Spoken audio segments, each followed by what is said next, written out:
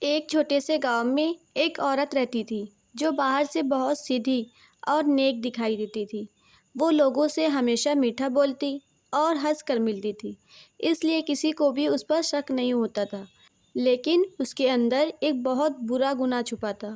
وہ چغلی کرنے کی عادی تھی۔ اس کا کام لوگوں کی باتیں ادھر ادھر کرنا تھا، ایک کی بات دوسروں کو بتانا اور رشتوں میں زہر گھولنا۔ وہ بھائی کو بھائی سے، پڑوسی کو پڑوسی سے اور عورتوں کو آپس میں لڑواتی تھی۔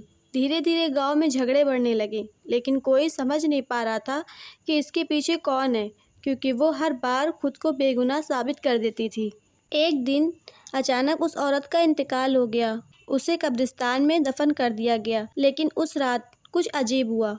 قبرستان سے، اس کی قبر سے عجیب سی آوازیں آنے لگیں۔ جب کچھ لوگ ہمت کر کے پاس پہنچے تو انہوں نے دیکھا کہ قبر کی مٹی ہل رہی تھی اور اچانک قبر پھٹ گئی۔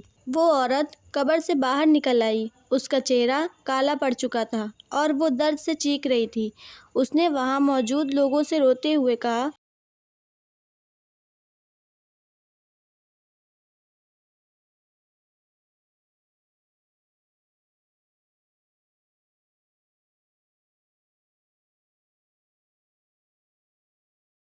اس نے لوگوں کو نصیحت کی کہ کبھی چغلی مت کرنا اور فساد مت پھیلانا، ورنہ ان کا انجام بہت ہی برا ہوگا۔ اتنا کہہ کر وہ واپس قبر کے اندر گر گئی اور قبر ترنت بند ہو گئی۔ گاؤں کے لوگ اس کی دردناک چیخیں سن کر کانپ اٹھے اور یہ واقعہ پورے گاؤں کے لیے ایک سبق بن گیا۔